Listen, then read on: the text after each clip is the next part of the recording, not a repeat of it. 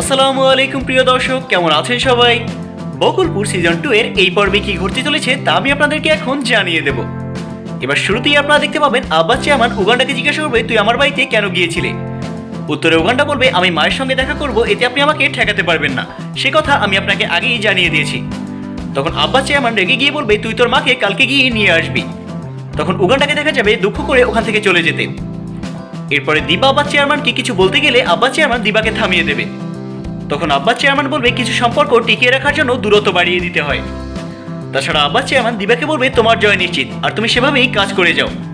তখন দিবা বলবে, আমি কতটা আগাতে পারবো তা আমি জানি না, তবে আমি আমার সর্বোচ্চ চেষ্টা করব, আর আপনার সম্মান যাতে নষ্ট না হয় আমি সেদিকে খেয়াল রাখবো সবসময়।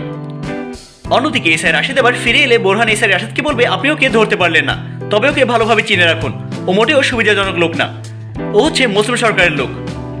তখন এসআই রাশেদ বলবে, আমি ওকে দেখে নিচ্ছি।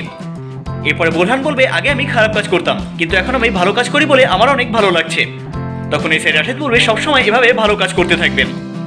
এরপরে এসআই রাশেদ চলে গেলে বোরহান বলবে, আমি আপনার সঙ্গে নাটক করেছি, এখন আমার টার্গেট হচ্ছে শুধুমাত্র 3 জন, এক হচ্ছে মুসলিম সরকার, 2 রকেট, আর 3 হচ্ছে কুদ্দুস। অন্যদিকে উগান্ডা এবার শায়লাকে ফোন করে আব্বাস চেয়ারম্যানের সঙ্গে দেখা হয়েছিল এ কথা বলে দেবে। আব্বাস চেয়ারম্যান শায়লাকে নিয়ে যেতে বলেছে এ কথাও উগান্ডা বলে দেবে। তখন শায়লা বলবে, তুমি আমাকে কালই নিয়ে যাবে, আব্বাস বেগকে একটা শিক্ষা দেওয়ার দরকার আছে। তখন উগান্ডা বলবে, আমার ঘর তো অপরিষ্কার, আমি আপনাকে আগামীকালকে এসে নিয়ে যাব। তখন শায়লা বলবে, তুমি অবশ্যই আমাকে আগামীকালকে এসে নিয়ে যাবে। অন্যদিকে বাঁকা ভাই এসে এবার উগান্ডাকে কান্না করতে থেকে জিজ্ঞাসা করবে, তোর কি হয়েছে? তখন উগান্ডা বলবে, আমার কিছুই হয়নি। এরপরে বাঁকা ভাই জোর করলে উগান্ডা বলবে, আব্বাস চেয়ারম্যানের সঙ্গে তা দেখা হয়েছিল, এবং আব্বাস চেয়ারম্যান কি বলেছে সে কথা বলবে। তাছাড়া তার মা যে তাকে নিয়ে যেতে বলেছে এ কথাও বাঁকা ভাইকে বলবে। তখন বাঁকা ভাই বলবে, তুই এই কাজ কিছুতেই করবি না, তুই যদি শায়লা ভাবিকে আনতে যাস তাহলে তুই একটা ঝামেলায় পড়বি। তখন উগান্ডা বলবে, আমি তো মাকে কথা দিয়ে ফেলেছি, এখন কিভাবে না বলি? তখন বাঁকা ভাই বলবে, কোনো একটা কাজের কথা বলে তুই বিষয়টি এড়িয়ে যাবি। তাছাড়া বাঁকা ভাই এবার উগান্ডাকে বলবে, লীলাবতী সরকার নির্বাচনে জেতার জন্য যা খুশি তাই করতে পারে, লীলাবতী সরকার এখন বৈরম খাঁকে হাত করতে চাইছে। তখন উগান্ডা বলবে, বৈরম খা সেই আগে বৈরম খা নেই, সে এখন তার সকল পাপের কাজ ছেড়ে দিয়েছে, সে এখন আগের থেকে অনেক ভালো হয়ে গেছে। তখন বাঁকা ভাই অবাক হয়ে জিজ্ঞাসা করবে, আসলে এই ঘটনা সত্য? উত্তরে উগান্ডা বলবে, হ্যাঁ, এটা সত্য ঘটনা। অন্যদিকে এসআই রাশেদ এবার মুসলিম সরকারকে জিজ্ঞাসা করবে, আপনি কি বোরহানকে শেষ করে দেওয়ার জন্য রকেটকে পাঠিয়েছেন? তখন মুসলিম সরকার বলবে, সামনে আমার নির্বাচন, আমি এই ধরনের কাজ কেন করতে যাব, আপনি রকেটকে পেলে জেলে ঢুকিয়ে দেন। তখন এসআই রাশেদ বলবে, আমি রকেটকে আপনার মাধ্যমে সাবধান করে গেলাম, ওকে আপনি বুঝিয়ে দেন, পরবর্তীতে আমি কিন্তু আর ওকে ছাড় দেব না।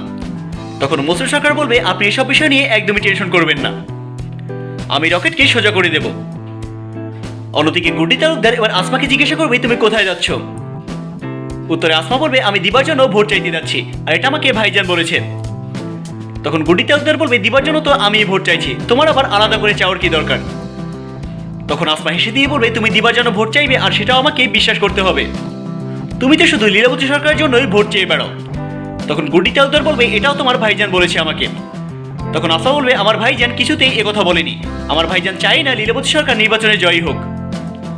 এরপরে আসমা গুড্ডি তালুকদারকে জিজ্ঞাসা করবে, টেডি কি তুমি দ্বিতীয়বার বাজিয়েছো, এ বিষয়টি নাটক ছিল কিনা? তখন গুড্ডি তালুকদার রেগে গিয়ে বলবে, এসব কথা তোমাকে কে বলেছে? উত্তরে আসমা বলবে, আমাকে সব টেডি বলেছে। তখন গুড্ডি তালুকদার মনে মনে বলতে থাকবে, টেডি আসমাকে সব বলে দিয়েছে। অন্যদিকে মুসলিম সরকার এবার রেগে গিয়ে রকেটকে থাপ্পড় মারবে এবং বলবে, তোকে দিয়ে একটা কাজও ঠিকঠাক মতন হয় না। তখন রকেট বলবে, আমাকে বোরহান আগে থেকেই দেখে ফেলেছিল, আর এর মধ্যেই এসআই রাশেদ চলে এসেছে। এরই মধ্যে বোরহানকে দেখা যাবে তাদের মধ্যে কি উপস্থিত হতে। তখন বোরহান এসে রকেটের হাত থেকে পিস্তলটি নিয়ে তাক করে বলবে, আমাকে যদি শেষ করে দিতে হয় তাহলে আপনিই দেবেন, শুধু শুধু রকেটকে কেন পাঠালেন? এরপরে বোরহান মুসলিম সরকারকে বলবে, আপনি পিস্তলটি নেন এবং আমাকে দুনিয়া থেকে সরিয়ে দেন। প্রিয় দর্শক, এ সকল দৃশ্যই দেখা যাবে 367তম পর্বে। বকুলপুর সিজন 2 এর 367তম পর্বটি আপনারা দেখতে পাবেন আগামীকাল, মানে 20 মার্চ সোমবার, ঠিক রাত 10:30 দীপ্ত টিভির ইউটিউব চ্যানেলে। বকুলপুর সিজন 2 এর প্রতিটি এপিসোডের অগ্রিম তথ্য ও সময়সূচি সবার আগে জানার জন্য আমাদের চ্যানেলটিকে এখনই সাবস্ক্রাইব করে রাখুন এবং পাশে থাকা নোটিফিকেশন বেল আইকনটি অন করতে একদমই ভুলবেন না।